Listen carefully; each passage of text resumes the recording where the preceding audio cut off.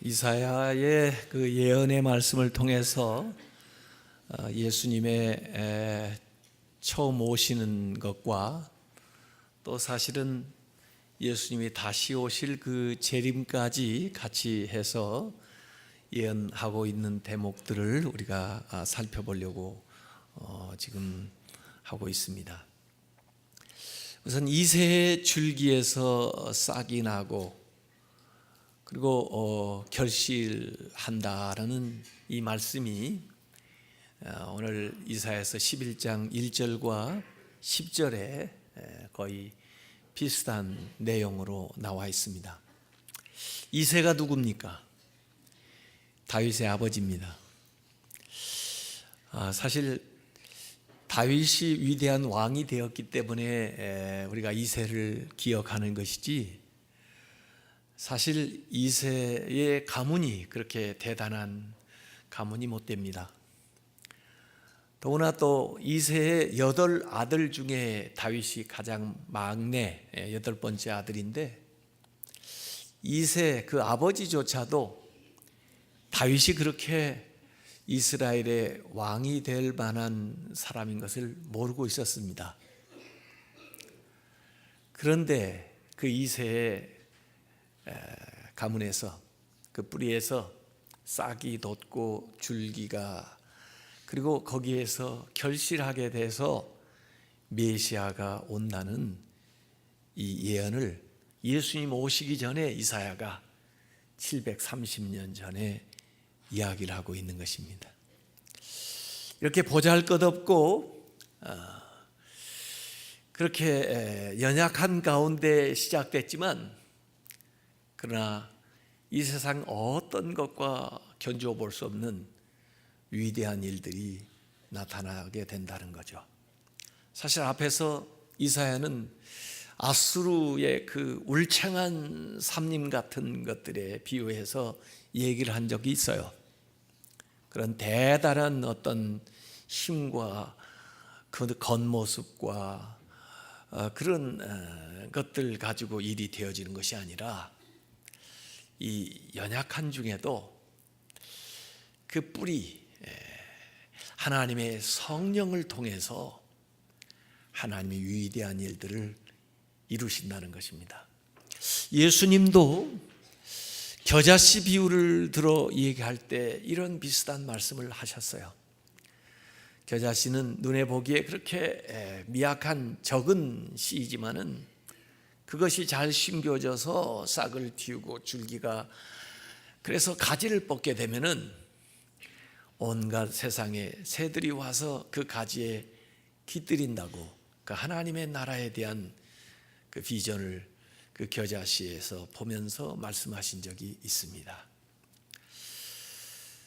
그래서 오늘 이사야서 11장 1절에 이새의 줄기에서 한 싹이 나며 그 뿌리에서 한 가지가 나서 결실할 것이다, 이렇게 해서 이새 다윗의 후손으로 메시아가 태어날 것을 예언을 했어요.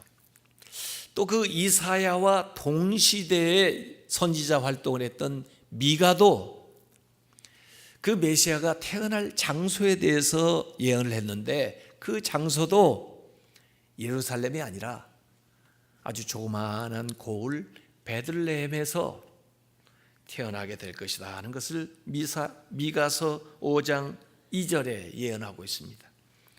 베들레헴 에브라다야, 너는 유다 족속 중에 작을지라도 이스라엘을 다스릴 자가 내게로 나올 것이라. 그의 근본은 상고에 영원에 있느니라. 영원에 뿌리를 두고 그 하나님에게서부터 이 세상에 나타나게 되는 그 싹이 줄기를 그리고 결실하게 된다는 것을 이렇게 얘기하는 거죠. 그래서 희망의 놀라운 소식을 이 가장 미약하고 작은 것으로부터 이렇게 전하고 있는 것입니다. 그래서 오늘 이사야서 11장 10절 마지막 본문에는 제가 표준 새 번역으로 찾았습니다마는, 그날이 오면 이새의 뿌리에서 한 싹이 나서 만민의 깃발로 세워질 것이라. 우리 개역 개정판에는 만민의 기치로 그랬어요. 그 기치라는 말이 좀 이해가 안 될 것 같아서 이 만민의 깃발로 세워질 것이며, 그 깃발 보고 민족들이 그를 찾아 모여들어서 그가 있는 그 곳이 영광스럽게 될 것이라. 그게 베들레헴이었던, 그게 나중에 예루살렘이었던, 그 메시아가 있는 곳에 사람들이 모여들어서 그곳이 영광스럽게 된다는 이 예언의 말씀을 하고 있어요. 만민의 깃발, 깃발을 보고 사람들이 모이죠. 그 깃발이 기준점이 돼서 그 뒤로 줄을 쭉 서요.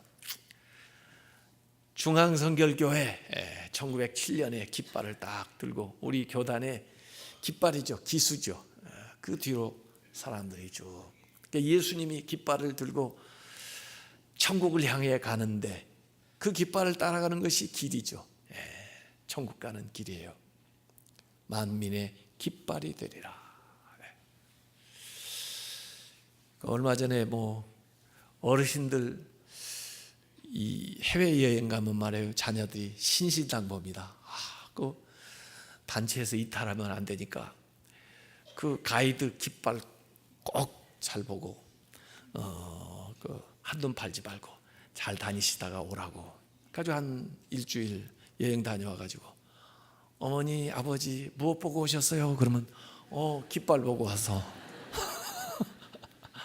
잊어버릴까봐 그 빨간 깃발만 보고 다니느라고 다른 구경도 못하고 그냥 계속 깃발만 보고 다니다가, 그래도 집을 잘 찾아오셔서 다행이죠. 만민의 깃발이 된다는 거예요, 주님이. 그래서 모두가 그를 주목하고 그를 따라 가게 된다. 그래서 열방의 깃발이 되니까 열방이 그에게로 돌아온다. 그래서 이사야서 11장 12절에도 열방을 향하여 그 깃발을 세운다라는 말씀이 나오는 겁니다. 그래서 가장 어려운, 가장 미약한, 가장 보잘것없어 보이는 그곳에서 정말 위대한 놀라운 일들이 시작된 거, 그게 크리스마스입니다. 베들레헴, 그리고 마국간, 그리고 요셉과 그 아내 마리아, 거기에서 태어난 예수, 아기 예수가 만민의 깃발이 될 줄이야, 만민이 그를 따라 천국에 갈 줄이야, 어떻게 알았겠어요? 이번 주간에 제가 온 이메일 하나 보니까 좋은 글귀가 하나 저한테 왔더군요. 가장 낮은 곳에 그래도라는 섬이 있다. 그래도 살아가는 사람들, 그래도 사랑의 불을 꺼뜨리지 않는 사람들, 그래도라는 섬에서 그래도 부둥켜 안고, 그래도 손만 놓지 않는다면 언젠가 강을 다 건너 빛의 뗏목에 올라서리라. 어딘가엔 근심 걱정 다 내려놓고 평화로운 그래도 거기에서 만날 수 있으리라. 이런 글귀예요. 그래도 섬. 이 성탄절은 아마 그런 거예요. 아무리 어렵고 힘들고 절망적이어도 그래도 주님이 오셨으니까, 그래도 주님이 우리와 함께 하시니까, 그래도 하나님이 우리를 사랑하시니까 소망이 있다는 거죠. 이것은 인간의 방법이나 수단이나 지혜를 통해서 오는 게 아닙니다. 이 결실하는 가지는 이 뿌리로부터 힘을 얻어서 열매를 맺게 되는 건데, 오늘 2절에 보니까 그의 위에 여호와의 영이 임해서 그렇다는 거죠. 여호와의 영은 성령이에요. 성령이 임해가지고 이러한 일들이 나타나게 되는 겁니다. 그래서 그 2절 한 절에 그 성령이 임했을 때 성령의 그 속성이 6가지의 모습으로 나타나는데 둘씩 짝을 이루어 가지고 3가지가 설명이 되어 있어요. 지혜와 총명의 영. 여호와의 영이 임할 때 지혜로워지고 총명해지는 거죠. 지혜와 총명의 영, 통찰력이 생겨요. 그래서 예수님의 유년 시절에 대해서 누가복음 2장 52절에 보면 예수는 지혜와 키가 자라가며 하나님과 사람에게 더욱 사랑스러워 가시더라. 지혜가 충만했다. 이 여호와의 영이 임하면 두 번째로 모략과 재능의 영, 능력을 받는다는 거예요. 그래서 예수님의 사역을 결산하면서 누가복음 24장 19절에 보니까 이르되 나사렛 예수의 일이니 그는 하나님과 모든 백성 앞에서 말의 능력이 있고 일의 능력이 있으신 선지자였다. 이렇게 얘기를 했습니다. 모략과 재능의 신이 그에게 머물러 있었기 때문에 그렇죠. 세 번째는 지식과 여호와를 경외하는 영이라고 그랬어요. 그렇기 때문에 거룩해지는 거죠. 그래서 오시는 이 결실하게 되는 메시아는 성령으로 충만한데 그분의 속성 안에는 지혜와 총명과 모략과 재능과 지식과 경외함으로 가득 차 있는 그런 참 인간으로서는 감히 따라갈 수 없는 그런 메시아를 얘기를 하고 있어요. 그래서 이 메시아의 속성은 성령입니다. 성령 충만한 거죠. 그래서 이미 예수님이 태어나실 때에도 성령으로 잉태하신 거예요. 누가복음 1장 35절에 천사가 이르되 성령이 너에게 임하시고 지극히 높으신 이의 능력이 너를 덮으시리니 이러므로 나실 바 거룩한 이는 하나님의 아들이라 일컬어지리라. 그래서 골로새서 2장 9절에도 그의 안에 예수님 안에는 신성 성령이 모든 충만한 것이 그 육체 가운데 거하셨다. 그 육체에 성령 충만한 예수님이 공생애를 시작할 때 세례를 받으시는데 세례를 받으실 때도 성령이 비둘기처럼 임하는 것이 마태복음 3장 16절에 묘사되어 있어요. 예수께서 세례를 받으시고 곧 물에서 올라오실 때 하늘이 열리고 하나님의 성령이 비둘기같이 내려 자기에게 임하심을 보시더니 누가복음 3장 22절에는 성령이 비둘기 같은 형체로 그의 위에 강림하시더니 하늘로부터 소리가 나기를 너는 내 사랑하는 아들이라 내가 너를 기뻐하노라. 마치 왕이 즉위할지대 왕이 그 세워지는 왕자에게 얘기하는 것처럼 하늘의 음성이 들렸다는 거죠. 그러면서 비둘기같이 성령이 예수님에게 임하는 것이 또 시각적으로 보였던 거죠. 예수님께서 시험을 받으실 때에도 마태복음 4장 1절에 보니까 그때 예수께서 성령에게 이끌려 성령이 이끄시면 시험에서 승리하는 건 당연한 거죠. 마귀에게 시험을 받으려 광야로 가사 예수님의 전체 공생애를 함축하는 말씀을 예수님께서 회당에 와가지고 두루마리 성경을 달라고 해서 읽는 그 기사가 누가복음 4장 18절 19절에 나오는데 그때 읽었던 성경 말씀은 이사야서 61장 1, 2절 말씀이었습니다. 이렇게 기록되어 있어요. 주 여호와의 영이 성령이 내게 내리셨으니 왜? 이는 가난한 여호와께서 내게 기름을 부어서 가난한 자에게 아름다운 소식을 전하게 하려 하심이라. 나를 보내사 마음이 상한 자를 고치며 포로된 자에게 자유를 갇힌 자에게 노임을 선포하며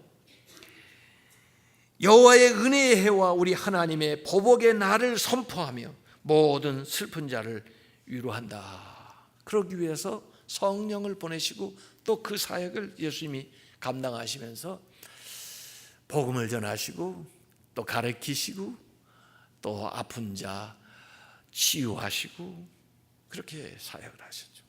그래서 사도행전 10장 38절에도 그 예수님의 공생애를 한 구절로 그렇게 요약해서 표현했어요. 하나님이 나사렛 예수에게 성령과 능력을 기름 붓듯 하셨으며 그가 두루 다니시며 선한 일을 행하시고 마귀에게 눌린 모든 사람을 고치셨으니 이는 하나님이 함께 하셨습니다. 공생애뿐 아니라 예수님이 십자가에 돌아가실 때에도 성령으로 그 십자가를 감당하세요. 히브리서 9장 14절에 하물며 영원하신 성령으로 말미암아 흠없는 자기를 하나님께 드린 그리스도의 피가 어찌 너희 양심을 죽은 행실에서 깨끗하게 하고 살아계신 하나님을 섬기게 하지 못하겠느냐. 십자가. 제가 이번에 하노이 러브 페스티벌, 빌리그램 페스티벌에 다녀온 이유는 2020년에 우리 한국에서도 이제 빌리그램 페스티벌이 열릴 건데 제가 준비위원장을 맡았어요. 그래서 처음부터 마지막까지 어떻게 그걸 진행하며 스태프들이 뒤에서 무슨 일을 하는지 또 그 프랭클린 목사님 만나서 어떻게 앞으로 할 것인지 회의도 하고 그 상황을 점검을 하고 돌아왔습니다마는 그 집회 그 VIP석에 앉아가지고 그 목사님이 설교하는 걸 금요일 저녁, 토요일 저녁 다 들었는데요. 설교가 똑같아요. 그리고 다 외울 수 있을 것 같아요. 예, 간단해요. 이 복음이라는 게 말이에요. 예, 정말 간단 명료한 거예요. 예? 그런데 이 말씀을 전하고 초청을 하니까 수천 명이 나오는 겁니다. 그 모습을 보면서 감동했어요. 금요일 설교도 똑같고 토요일 설교도 똑같아요. 뭐라고 설교한지 아세요? 하나님은 여러분들을 사랑하십니다. 그런데 우리가 죄를 범하면서 하나님의 사랑으로부터 멀어졌습니다. 우리 모든 인간은 다 죄를 범했습니다. 그런데 하나님은 우리를 용서하시기를 원하십니다. 그래서 당신의 아들 예수 그리스도를 이 땅에 보내셔서 십자가에 못 박게 돌아가심으로 함으로 우리의 모든 죄의 값을 지불하셨습니다. 여러분이 회개하고 오늘 이 시간에 주님을 믿겠다고 결단을 하고 주님 앞에 나오면 죄사함을 받을 뿐만 아니라 하나님의 자녀가 될 수 있습니다. 여러분, 주님 앞에 용서받기를 원하십니까? 하나님이 여러분을 사랑하기 때문에 지금 이 시간 초청합니다. 주님 믿기를 원하시는 분 나오세요. 그랬더니 다 나온 겁니다. 여러분 지금 아무도 안 나왔잖아요. 수천 명이 나왔습니다. 예, 그대로 설교했습니다. 제가 그대로 지금 전달해 드린 겁니다. 예? 우리가 모르는 얘기입니까? 다 아는 얘기입니다. 그런데 왜 이런 놀라운 기적이 일어나나? 1년 동안 열심히 거기서 기도한 사람들이 있었고 그들을 비신자들을 그곳에 모시기 위해서 애쓴 사람들이 있었고 뒤에서 중보하는 사람도 있었고 그렇기 때문에 이렇게 간단하게 말씀을 전하는 것 같지만 그 시간에 성령이 그들의 마음을 움직이게 되니까 감동을 받아서 주 앞에 나오는 거예요. 저는 2020년에 정말 한국 교회적으로 마치 우리가 전도 초청 잔치하는 것처럼 그 자리에 비신자들을 전부 기도하고 준비해서 1년 전부터 계획해가지고 모시고 좀 나와가지고 그분들이 그 자리에서 수만 명이 주님을 영접하는 걸 좀 보고 싶어요.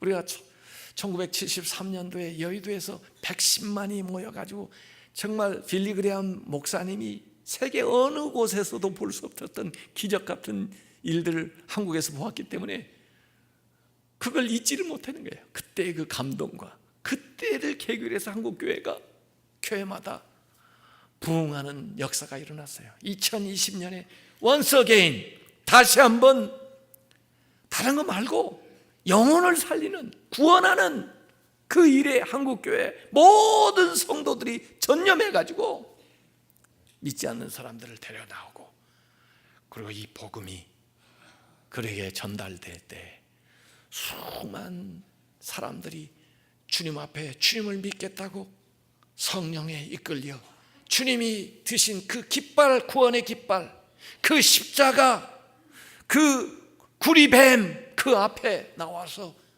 죄 용서를 받고 그들의 문제가 해결되고 그들의 질병이 고침받고 그들의 삶에 새로운 소망을 얻게 되는 놀라운 날이 있기를 위해서 계속해서 기도하시기 바랍니다.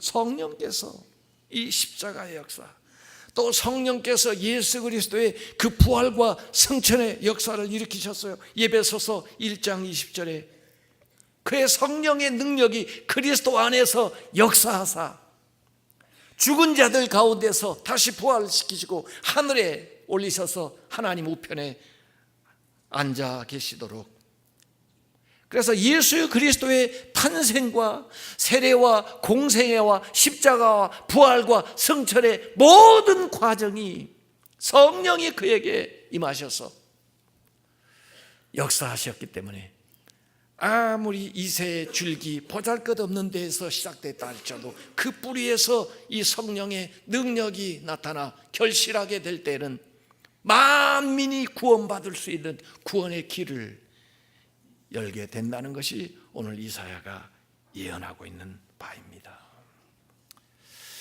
그 3절에 그가 여호와를 경외함으로 즐거움을 삼을 것이며 그랬습니다. 저는 이 대목이 참 감동이 됐어요. 여호와를 경외하는 것이 즐겁느냐 이거예요. 성령으로 이끌림 받는 사람은요, 여호와를 경외하는 것이 즐거워요. 성령의 이끌림을 받아 신앙생활하지 않는 사람은요, 여호와를 경외하는 것이 고역이에요. 여호와를 경외한다는 것이 왠지 거추장스러워요. 부담스러워요. 그러면은 그것은 성령이 이끌리는 생활이 아니에요. 여호와를 섬기는 것이 즐겁습니까? 하나님의 말씀 듣는 것이 즐겁습니까? 예배하는 것이 즐겁습니까? 그것은 성령이 인도하시는 신앙생활이에요. 성령이 우리를 이끌으시면은 여호와를 경외하는 것이 즐겁다 이거예요. 세상 물질을 즐거움으로 삼는 게 아니고, 세상의 향락을 즐거움으로 삼는 게 아니고, 세상의 권력을, 세상의 지혜를 즐거움으로 삼는 것이 아니고, 여호와를 경외하는 것을 즐거움으로 삼는 사람들, 이 사람들이 성령에 사로잡힌 사람들이에요. 성령의 이끌림을 받는 사람들이에요. 그들은 사실은 이 세상에서도 천국을 경험하면서 사는 사람들이에요. 왜? 천국의 기쁨을, 여호와를 경외하면서 이 세상에서 누리기 때문에 하늘나라의 즐거움을 이 세상에서 앞당겨서 경험하는 사람들이에요. 이들에게 이 메시아가 오셔서 판단하고 심판을 할 텐데, 사실 지도자가 된다는 것은 재판을 한다는 거예요. 그래서 사사들은 사사기 재판하는 사람들이에요. 또 왕이 되었을 때 솔로몬이 하나님 앞에 구했던 것은 지혜예요. 분별력을 주어서 잘 판단하게 해 주십시오라고 왕의 주요 임무 가운데 하나도 판단하는 거예요. 심판하는 거예요. 재판하는 거예요. 그런데 세상의 왕들은 최대로 잘하면 보이는 대로 판단합니다. 그래서 증거 재판을 한다죠. 증거 채택을 해가지고 증거의 기준에서 보이는 대로 재판한다는 겁니다. 또 세상에서 최선을 다하면 들리는 대로 재판하고 심판합니다. 그래서 증인들을 불러가지고 그 증인의 증언을 들어가지고 그 다음에 판단하는 거예요. 그것이 세상에서 왕들이, 세상의 재판관들이 하는 거예요. 증거를 보고 증인들의 이야기를 듣고 판단하는 겁니다.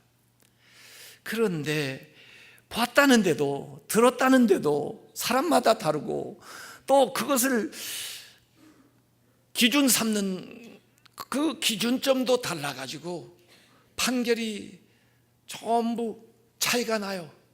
그래서 1심하고도 스스로 그게 완결하지 못하다 해서 2심하고 3심까지 올라가는데도 대법원 판결도 완전하지를 못해요. 그래서 세상에는 정말 공의로운 판단, 심판이 있을 수가 없다는 거예요. 더구나 보는 대로 듣는 대로만 하니까 위선적으로 형식적으로 행하는 사람들을, 또 눈에 보이게만 하는 사람들을, 증거를 조작하는 사람들을 어떻게 해낼 도리가 없는 거죠. 그래서 세상에서는 여러 가지 그 판결에 대한 불만을 품는 이야기가 많이 나옵니다. 제가 미국에서 유학을 할 때 가장 유명했던 재판 가운데 하나가 오제이 심슨 그 재판이었는데, 그 사람은 스포츠 스타로 엄청난 돈을 가지고 있으니까 그 살인 혐의가 있었는데, 제가 그 신문들을 읽으면서 보니까 모든 사람들은 그 사람이 유죄라고 생각을 하더라고요. 그런데 결국 무죄예요. 세상에 유명한 그 변호사들을 전부 다 사가지고 그 재판을 했는데 무죄 판결 받았어요. 그런데 재판은 무죄 판결 받았는데 누구도 그 사람이 무죄라고 생각하지는 않아요. 그 돈이 저 사람을 살렸구나 그렇게 생각해요. 그래서 유전 무죄, 무전 유죄라는 말이 나오는 겁니다. 얼마 전에 지난주에 우리나라 국회의원 중에 대법원 확정이 돼가지고 확정 판결 받아가지고 의원직 상실한 사람이 있습니다. 그 사람이, 저도 뭐 개인적으로 잘 모르니까 어떻게 된 건지 잘 모르겠어요. 근데 그분이 한 말이 참 그 흥미로워서, 재판은 소를 개로 만들 수가 있다 그랬어요. 그 사람이 죄송스러운 마음은 크지만 죄를 지은 사실은 없기 때문에 부끄럽지는 않다 그래서요. 아니 대법원에서 3심까지 가가지고 분명히 유죄 판결을 냈는데 국회의원이라는 사람이 이렇게 얘기해요. 더구나 현직 판사가, 아무개 판사가 얼마 전에 신문에 그런 얘기했습니다. 재판은 정치다 그랬습니다. 정치적으로 재판한다는 거죠. 정치에 영향을 받는다는 거죠. 그래서 심지어 요새 그런 말 나와요. 진보 무죄 보수 유죄 이런 말도 나옵니다. 안 들어보셨어요? 학연, 인맥, 무슨 기수, 지역, 요새 심지어 정치적인 성향까지 재판에 반영이 된다는 거예요. 그러니까 이 세상이 판단하는 것이 온전할 수 있습니까? 오늘 성경에도 세상은 보이는 대로 판결하고 듣는 대로 판결하지만은 주님이 보내주시는 이 메시아는 그러지 않다는 거예요. 은밀한 것도 판단하고 마음속에 있는 것 같이 판단한다는 거예요. 최종심이 남아있다는 거예요. 이 세상에서 억울한 사람들도 잠깐 기다리세요. 최종심이 남아있습니다. 이 세상에 죄 없다고 그냥 안심하는 사람들도 잠깐 기다려보세요. 최종심이 남아있다는 거죠. 그래서 메시아의 이 심판은 세상 지배자들이 하는 것과 다르다는 거예요. 그래서 이사야서 11장 5절에 공의로 그의 허리띠를 삼으며 성실로 그의 몸에 띠를 삼으리라. 공의, 성실, 정직이라는 덕목이 여기 나와요. 메시아는 정말 정의로우신 분이고, 이분은 성실하신 분이고, 모든 것을 다 살펴서 부지런히 다 반영해가지고, 그리고 정직하게 하나님의 뜻대로 감찰하신다는 거예요. 그래서 이 심판과 판결이 임하게 되면은 두 가지의 결과가 나옵니다. 교만한 자, 악한 자에게는 심판으로 나타나는 거고, 거기서 끝나는 게 아니라 약한 자, 가난한 자, 의로운 사람들은 신원을 해주는 거예요. 그 억울함을 풀어주는 것입니다. 그래서 이 타락한 세상, 이 깨어진 이 세상, 질서가 무너져버린 이 세상에서 하나님이 공의를 세우시는 그날이 온다는 겁니다. 하나님께서 그 망가진 형상들을 회복하는 날이 온다는 것입니다. 이번 주간 중에 뭐 뉴스 나오는 걸 제가 한국 신문을 못 보니까 그 베트남에 있으면서 CNN을 잠깐 봤어요. 그랬더니 주요 세계 뉴스가 두어 가지가 나오더라고요. 하나는 예루살렘, 트럼프가 이스라엘의 수도로 선포하면서 그 다음에 거기에 이 프로테스트가, 이 데모가 막 일어나서 사람이 죽은 이야기들이 나와요. 그런가 하면 저 호주 이야기가 나오더라고요. 근데 호주가 이번에 동성 결혼을 합법화시켰대요. 가지고 그 아마 연설을 호주 수상이 하는 대목이 나오던데, 가만히 보니까 뭐라고 연설하냐면, 자, 이제 우리는 사랑의 범위가 더 넓어졌고 선택의 범위도 더 넓어졌습니다. 세계에 앞서가는 그런 이런 우리가 나라를 만들었습니다. 아주 그러는데, 야, 어쩜 같은 것을 놓고 그렇게 해석을 할 수 있을까? 생각이 얼마나 다르면, 가치관이 얼마나 다르면 저런 얘기를 할 수 있을까 하는 생각을 하는데, 지금 하나님이 만들었던 창조의 질서가 다 어긋났어요. 다 깨져버렸어요. 그래서 서로가 서로를 대적하는 겁니다. 자연이 자연을 대적해서 자연 재앙들이 일어나고요. 또 생물들 간의 적자 생존하기 위해서 서로 죽이고 죽고, 또 인간은 자연을 파괴하고, 그래서 자연이 또 인간에게 재앙을 가져오고, 인간은 인간끼리 전쟁을 벌이고, 그래서 서로 사륙하고, 또 인간은 하나님을 반역하고, 그래서 하나님의 진노를 쌓고, 그래서 하나님과 인간의 단절된 그 관계 때문에 인간과 인간의 관계가 단절되고, 인간과 자연의 관계가 단절되고, 자연과 자연의 관계가 단절이 돼서 세상은 온통 씨름하고 고통당하고 또 전쟁과 살육이 끊이지 않는데, 오늘 이 메시아가 오게 되면, 이 메시아가 와서 정의를 바로 세우게 되면 그 정의가 평화를 가져온다는 거예요. 그 평화의 이상이 오늘 6절부터 9절까지 나와 있는데, 이것은 에덴 동산을 회복한 복낙원의, 잃어버렸던 신낙원을 다시 되찾는 복낙원의 모습이 나오는 거예요. 그래서 맹수하고 가축이 같이 뒹굴을 놀고, 아이와 맹수가 같이 놀고, 그래도 해함을 받지 않는, 그리고 그 맹수도 풀을 먹고 사는 그런 에덴 동산의 모습이 여기에 보여요. 마치 노아의 방주 안에 아마 들어갔을 때 그 방주 안에 같이 있었던 그 이 에덴 동산의 그 촉촉한 모습이 오늘 여기에서 나와요. 그래서 여기 자연이 조화롭고 또 평화로운 그 삶이 이루어지는 겁니다. 그래서 온전한 정의가 실현될 때 이 정의가 평화를 불러오는 거예요. 그 정의 없이는 평화가 있을 수가 없습니다. 그래서 이 정의와 평화가 입을 맞출 때 하나님의 나라의 비전이 새 하늘과 새 땅이 이 땅에 펼쳐지는데, 그것이 바로 메시아가 오셔서 이루시는 모습이라 하는 것이 오늘 여기에 나와 있는 겁니다.